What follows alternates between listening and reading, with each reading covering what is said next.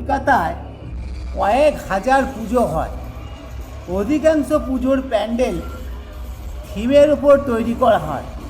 লক্ষ লক্ষ টাকা খরচা করে কলকাতার পূজা প্যান্ডেলগুলো তৈরি করা হয়।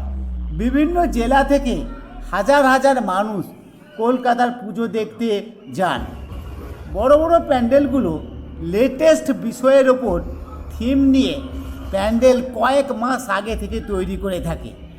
এবছর সন্তোষ মিত্র স্কোয়ারের প্যান্ডেলের থিম সবার নজর কেড়েছে।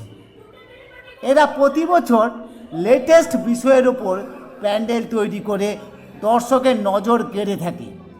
এবছর অপারেশন সিন্দুরের ওপর প্যান্ডেল তৈরি করেছে। হাজার হাজার মানুষের ভিড় হচ্ছে এই প্যান্ডেলে। প্রায় প্রত্যেকের এই প্যান্ডেলের থিম নজরে লেগেছে। এমনকি ভারত সরকারের অর্থাৎ প্রধানমন্ত্রী মোদিবাবুও খুশি হয়েছে এই প্রয়াস দেখে। তিনিও খুশি চেপে রাখতে পারেননি, তাই তিনি দিল্লির চিত্তরঞ্জন পার্কের বাঙালিদের দুর্গাপুজোয় সামিল হয়েছিলেন। এমনকি দিল্লির কালীবাড়িতেও পুজো দিতে মন্দিরে এবছর গিয়েছিলেন।